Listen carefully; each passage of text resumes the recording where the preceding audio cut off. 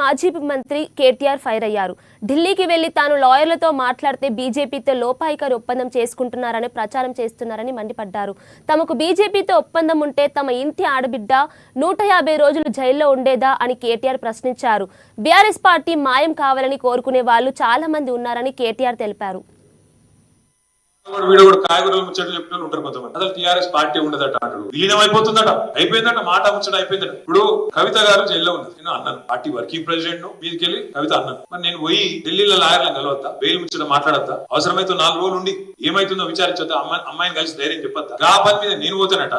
బీజేపీల కాలు మొక్కిండు, చీకట్ల బేరం చేసుకున్నాడు. మాకేం కర్మ. నిజంగా చీకట్ల బేరాలు చేసుకుంటే ఇలా కరెక్ట్ గా 150 రోజులు కవిత జైలు. కరెక్ట్ గా మార్చి 15 నాడు అరెస్ట్ చేసి ఇలా 150 రోజులు. మా ఇంట్లో ఆడబిడ్డ వీళ్ళందరి దగ్గర వాళ్ళతో ఒప్పందం ఉంటే 150 రోజులు జైలు ఉంటుండే. నేను అడుగుతున్నా, మేము ఒకసారి ఆలోచించండి. ఒక్క కాంగ్రెస్ వాడు జైలు ఉన్నాడే, ఎవరికి మరి ఒప్పందం లోపాయి కానీ మనకా వాళ్ళకా? మన ఇంటి ఆడబిడ్డని జైల్లో పెడితే కూడా మనం కొట్లాడుతున్నాం. ఒప్పందం లేదు, మన్ను లేదు, విలీనం లేదు, ఏది లేదు. ప్రజల్లో లీనమై పనిచేద్దాం. ఇంకో 24 ఏళ్ళు టీఆర్ఎస్, ఇంకో 24 ఏళ్ళు అవసరమైతే ఇంకో 50 ఏళ్ళు ఉండేటట్టు బ్రహ్మాండంగా తయారు చేసుకున్నాం. అడ్డమైన ప్రచారాలు మనం మాయమైపోవాలని కోరుకుంటే వాళ్ళు చాలా మంది ఉన్నారు. మార్కెట్ లా కేసీఆర్ పార్టీ పెట్టిన మొదటి రోజు నుంచి ఈ పార్టీ ఉండద్దు అని కోరుకున్న వాళ్ళు 7 మంది ఉన్నారు. ఒక్కడు కాదు.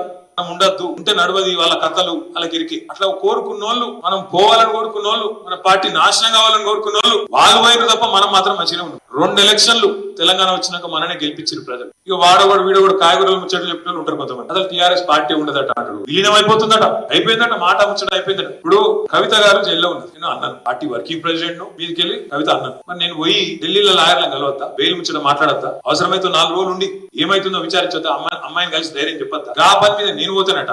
బీజేపీల కాలు మొక్కిండు, చీకట్ల బేరం చేసుకున్నాడు. మాకేం కర్మ. నిజంగా చీకట్ల బేరాలు చేసుకుంటే కరెక్ట్ గా 150 రోజులు కవిత జైలు. కరెక్ట్ గా మార్చి 15 నాడు అరెస్ట్ చేసి ఇలా 150 రోజులు.